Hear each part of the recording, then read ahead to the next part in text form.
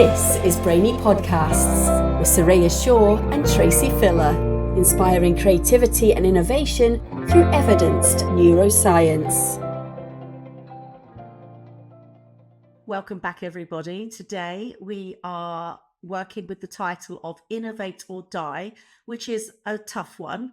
But really what we want to do is look at the importance of the way you look at problems around you and how you solve them through innovating new products or ideas and turning them into a business. And to help us storyboard that, we're joined by Martin Kearney today, and who's a good friend of mine and a client, and welcome. We get to know a bit more about Martin as we chat. I'm just super excited for you to be able to share your story of Oyster Shell and how it came to be. I guess it's quite a big question to start with, but can you just tell us a little bit about what Oyster Shell is and how it came to life? Okay, it's a genuine pleasure to be on your podcast. Thanks so much for inviting me. Oyster Shell came about because my IT company does loads of installations. It has a niche in mental health hospital installations, and as well as lots of other clients and stuff in our regular work. But we have a quite large data cabling department that goes around the country installing in hospitals and buildings right across the whole of the UK. And in that process, we complete and hang Wi-Fi's and CCTV cameras, as well as the normal day-to-day data sockets that you're using for your computers.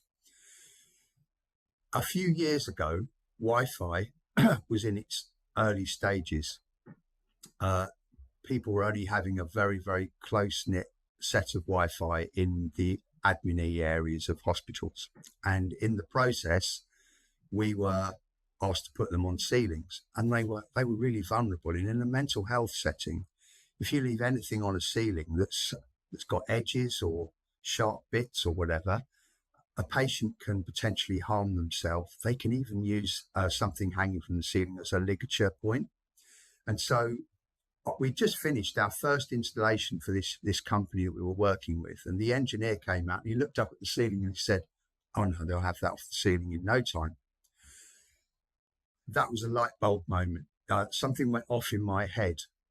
We have a client called Arnold Engineering, who are literally, I could hit their factory with a rock from behind my thing. We've looked after them for 20 years.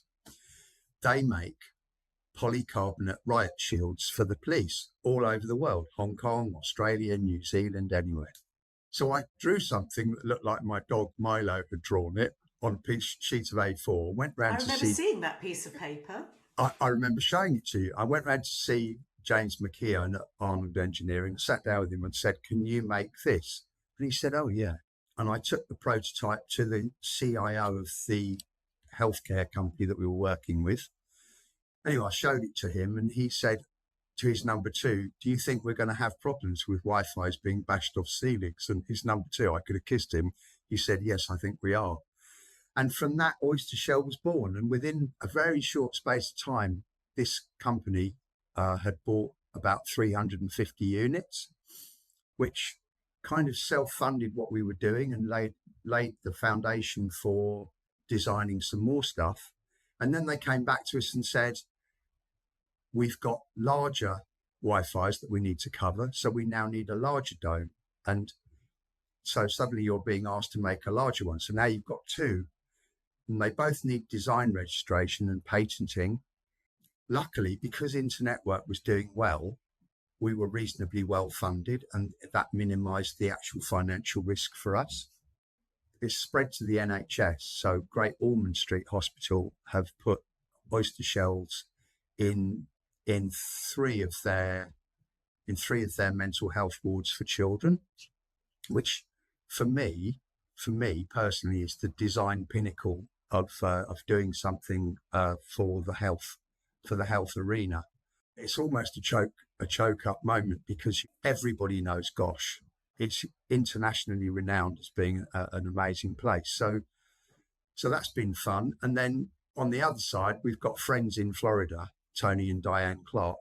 And I said to them a couple of years ago, wouldn't it be fun if we set up Oyster Shell LLC in America we're already approaching about $50,000 worth of shelves. So it's starting to take off, and we've got places in Australia and New Zealand that are ordering them on a regular basis now. I mean, Martin, that is incredible. I didn't know some of that myself, and yet we've stayed connected on its progress. And I just am so invested in what you're doing. I think one of the things, just listening to the way you described that, is how you did what most people try and solve a problem that everybody is aware of. What you did and what your engineers did is identified a problem that the environment didn't have on radar even at the time. You had to bring it to them as a problem with a solution.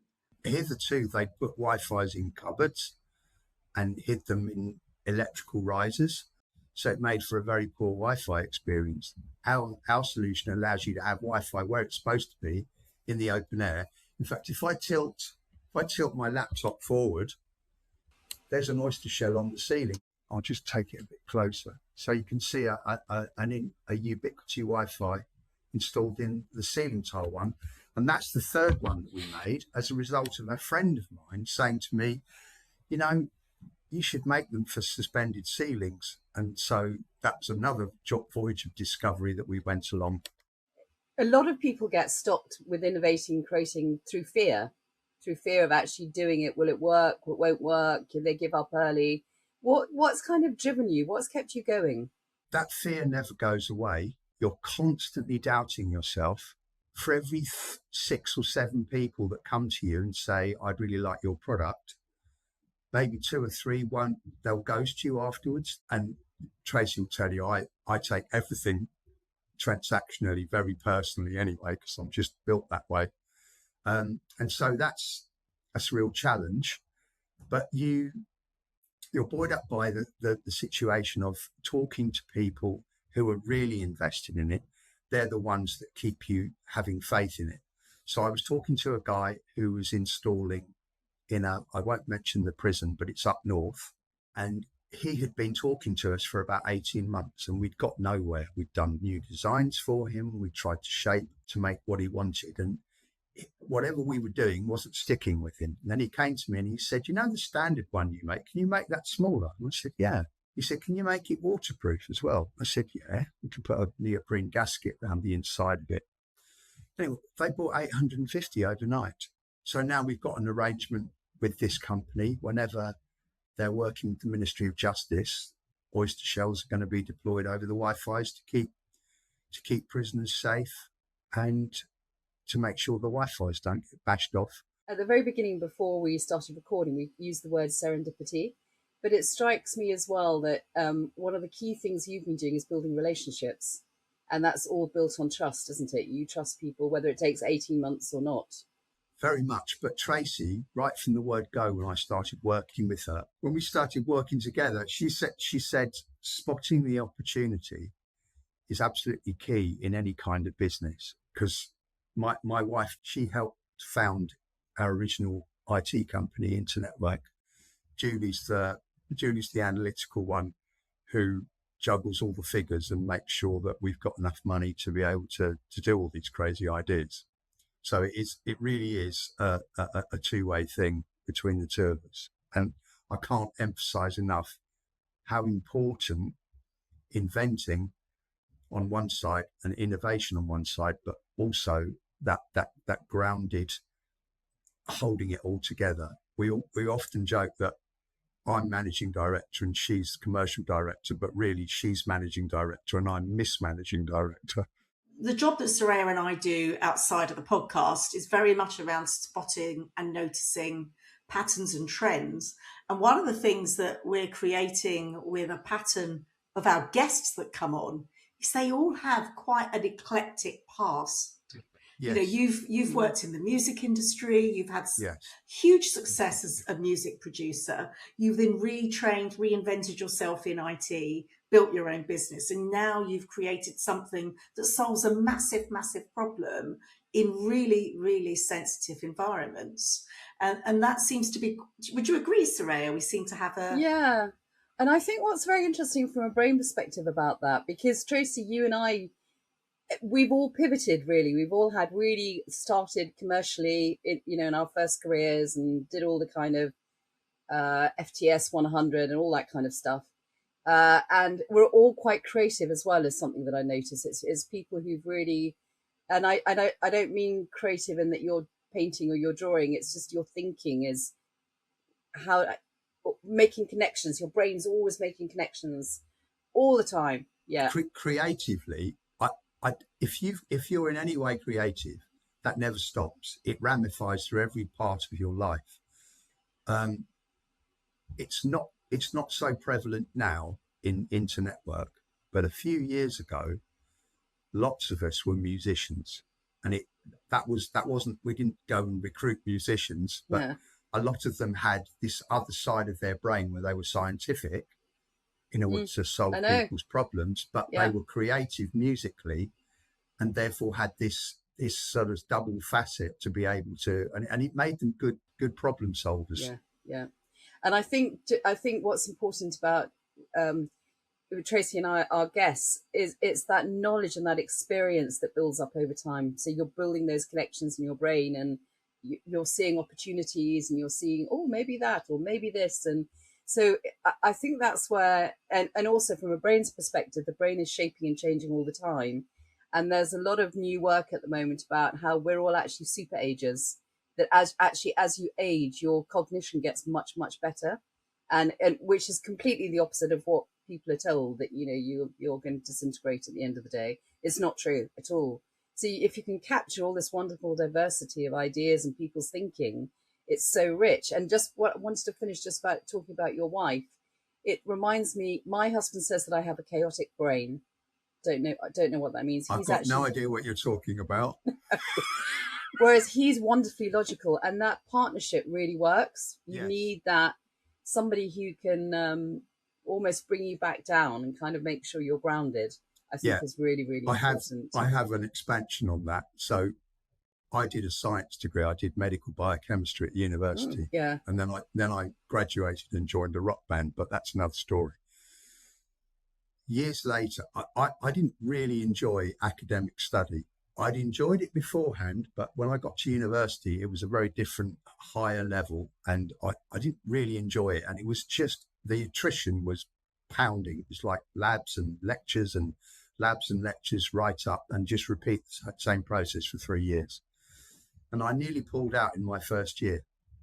But what I was going to say was, years later, I'd never understood why I'd been quite academic in school and A levels and stuff. When I got to, I was a minnow in this lake of giants.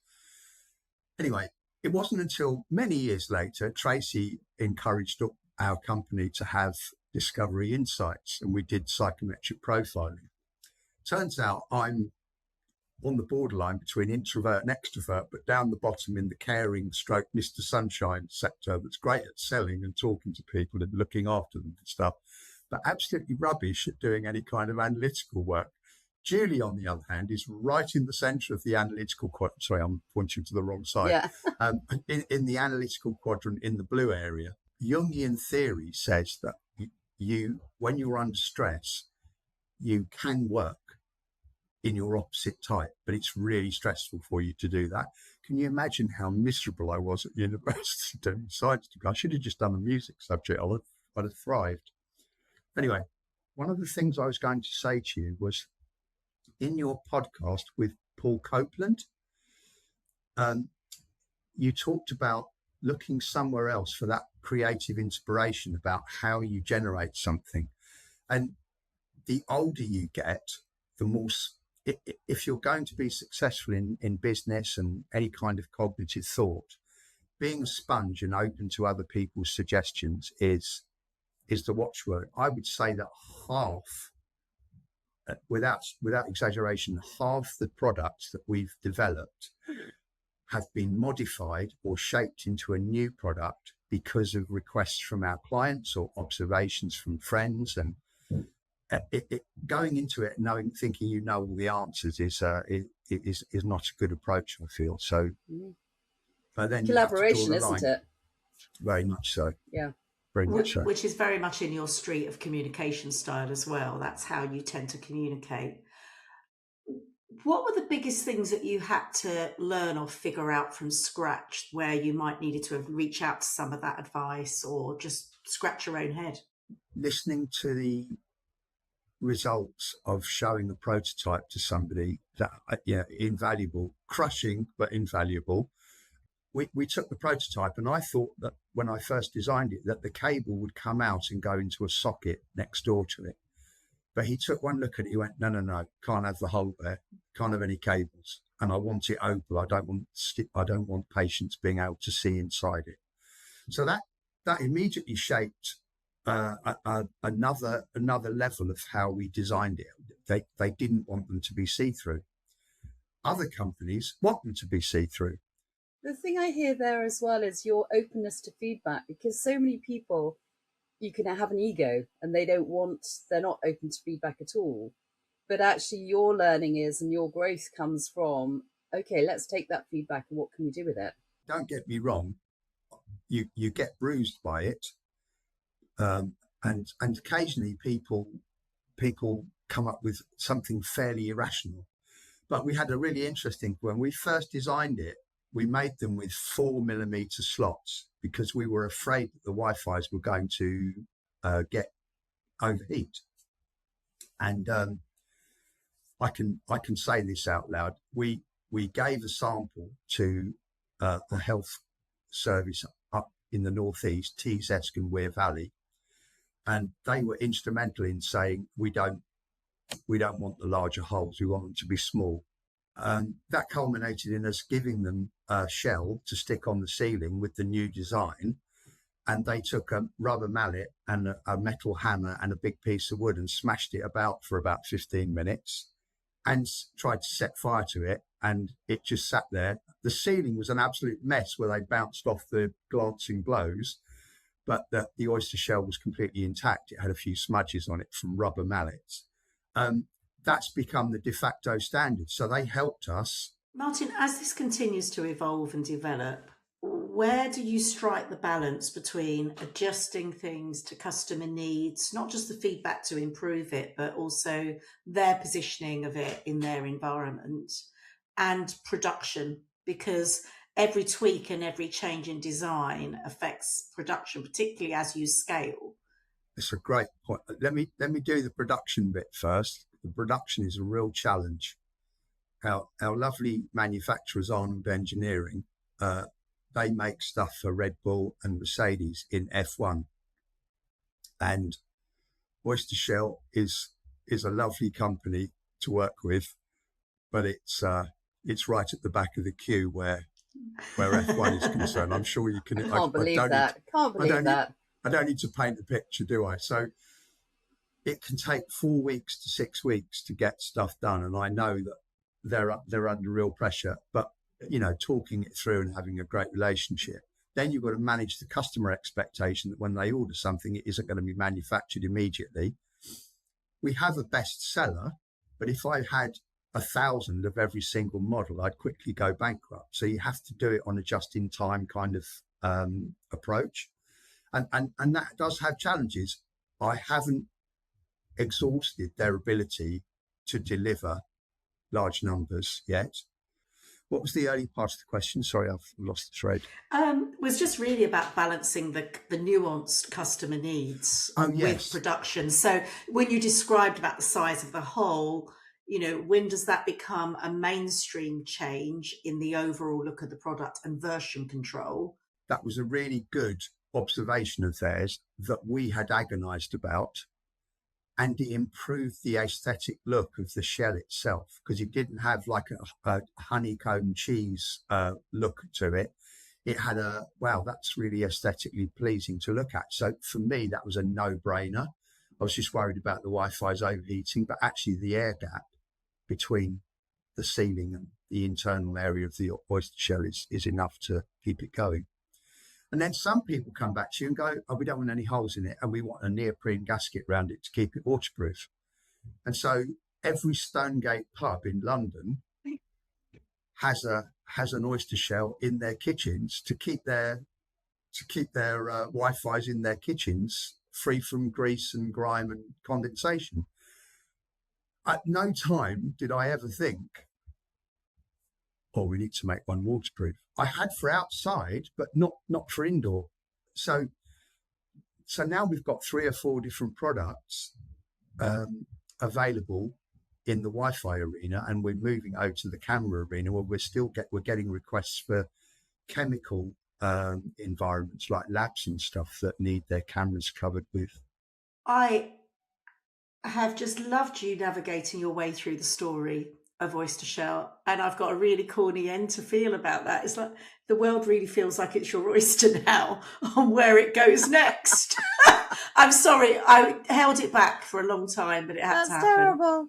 I know, we can cut it out, don't worry. No, Good. Because my next question really was, what's next for you? Where do you see, what's the channels that you're looking at? Because you've just introduced a kitchen environment. So yeah, what's the plans for it next?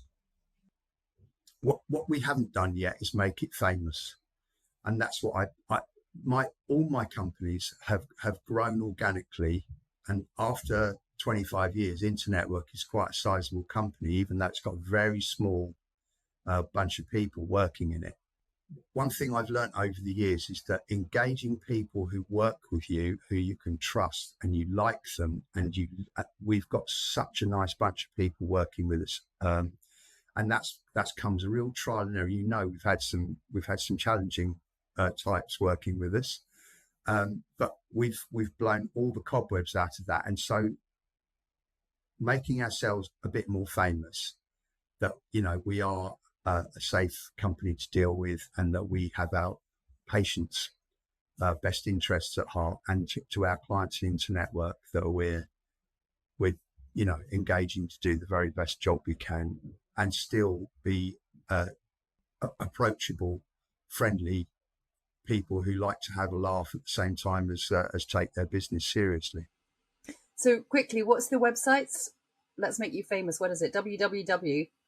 OYSTA and then shell.com. This is why I love watching manufacturing and production, because seeing stuff made is quite exciting. And watching this go from that little sketch on a piece of paper that I saw to the story you've shared today is just magical. And I'm so proud of what you've managed to create. Oh, thanks. You've shared a lot of the ups and the downs, and as expected, some of your emotions around it. What advice would you give to other leaders that are trying to build something new or to challenge thinking or think differently? What are the key things would you say are important? I think being open, but the old adage from Steve Jobs that you employ smarter people than you to help you do the job, listening to the advice of your colleagues. And like with the ceiling tiles, listening to what people say to you about their observations, about looking at stuff, because they come at it from a sideways view. They're not looking at it as the reason that you invented it for, or as intended.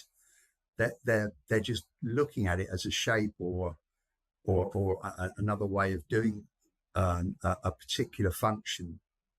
They're coming at it from a completely different angle, and those things are fundamental in being able to help you shape how you move it forward. But what's interesting about that is, from the neuroscience, we know that people want to have purpose, and they need to be in environments where they feel, you said the word, trusted, where they feel safe, where they feel secure, because otherwise the brain just shuts down. We know that, and you don't get any ideas or any creativity whatsoever. So it says to me straight away that you've created, which is your personality.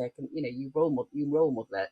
You've created an environment where people feel safe, secure, happy. They want to come to work, and they want to share their thinking and their innovation and their ideas with you, because they know that they'll be appreciated and respected.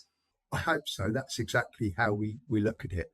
I own the companies with my wife, but I almost forget most of the time that I actually own companies. I just like working here because I like the people and I want to make it successful.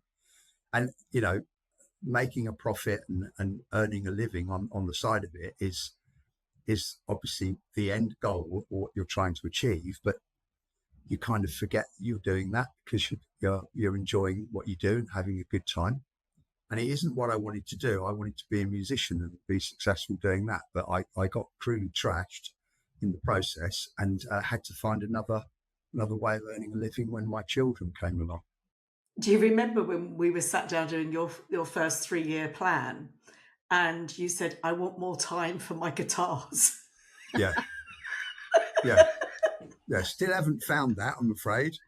Doesn't stop you buying them, though, does it? It doesn't stop you buying them. Julie describes my guitar collection as a forest now, Soraya, I'm afraid. You can't move them all over the house.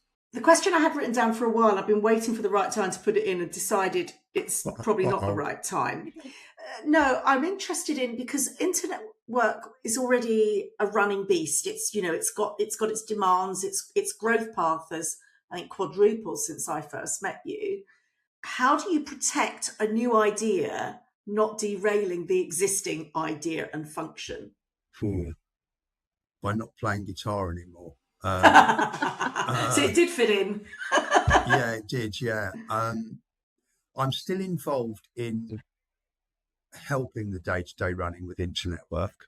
I'm still involved in the data cabling side, but I have very little to do with the MSP side of the actual fixing IT and looking after people's computers and stuff. We've got an amazing team in Steve Ward and Taryn Weeks. Between the two of them, and the lads that work for them, they run it well. And the other thing I was going to say to you, I didn't actually write this down, but I meant to mention it right at the beginning, is we've got a really good balance of men and women in our organisation. There's a calming, stabilising presence by having a decent balance of that's a really people. important thing to share, actually. But it's natural diversity. It's not on a policy. It's down to who's best for the job. Yeah, exactly, and it feels organic and natural as a process. So you almost talk about them like they're your family. It's a family business. Don't get me started. We care about them. It's really easy for people to say, that and it not be true. But yeah, we feel it in our bones, and if that ramifies into the care of how we look after people as clients, then long may it continue. But that's quite an interesting point, isn't it? Because you can see companies when they get to a certain size, they lose their culture. There's a real danger that they become a monster that they weren't when they started. So, it's how do you ensure that you retain that culture, those values, those beliefs, so you keep all those wonderful people and you attract more of those wonderful people. You get Tracy in to manage the behaviours of all the people involved. And they're not going to go against her, that's for sure. Yeah. Gosh, you make me sound dreadful. She comes in, rolls up her sleeves and licks everybody into shape. There you go. Yeah. Yeah. Okay, so we have 2 questions that we always ask everybody who come on the show, because we really, there's a theme to them for our listeners. So the first is, what's your leadership secret? I think I touched on that. It's people you employ are smarter than you are, and always listen to them and allow them to shape. So we're going to restructure Internet Work slightly from a marketing point of view, and I want everybody involved in that, because everybody's got a stake in whether it's going to be successful or not. And the other thing is trust, collaboration, but the most important thing in any leadership situation is empathy. Yeah, it's something I've carried from childhood. I watched how my parents talk to people, and hopefully a little bit of that rubbed off. I think a lot of it probably did, actually, to be fair. Thank you. And the last question is, how do you create joy, and we've done a lot of it already, laughter amongst your teams and the people you collaborate with? It just arises all day. I mean, I literally walked into the office upstairs, and my daughter Megan, my daughter Joanna and Megan in the office are both exhibiting with me at our exhibition that we're doing next week, which is the first time we've exhibited at the at the Designing Mental Health exhibition. It's a small, compact exhibition, but it's a big deal in the world of mental health. And they were just doing something when I went up there, and I just looked at Megan, and we both cracked up just at something somebody said, and nobody else understood why it was funny. But it's just a joy, an unbridled joy in the fact that things are going okay for the companies, and we're enjoying that journey. I love that. And that's the sort of silly, instinctive giggle that happens in families. So it just sort of backs up Soraya's observation of the company feel and culture and what you've created. I think our original hope for today, with our tough title of Innovate or Die, is to help people that are listening to have a clearer understanding of how innovation actually happens. And you've done a beautiful job of unraveling that. And also give people the confidence to act on any ideas, even without a blueprint there or somebody else having a go at it already. And also some practical pathways for their thinking so that they can use it in their own leadership and decision making. Very much I so. think we've ticked those off of our list today. I hope and so. I can't thank you enough for joining us. It's been an absolute joy, as always. And it's very special because we've captured this one on film.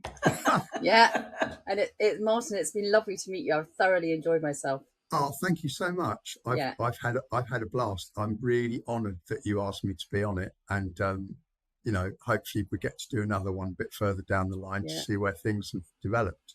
Well, Tracy was very excited about having you on our podcast. Very excited. I am, because he's good fun. Yeah. And he's very successful, and I love the way your brain works, and that's what we focus on here, is the different brains. And just to sort of sum up, I suppose one of the phrases that we're utilising increasingly is about businesses using all the brains in their business, and you've demonstrated that beautifully today. So I think that's a nice thing to end on.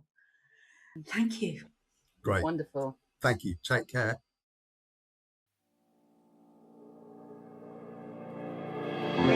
Enjoyed this episode?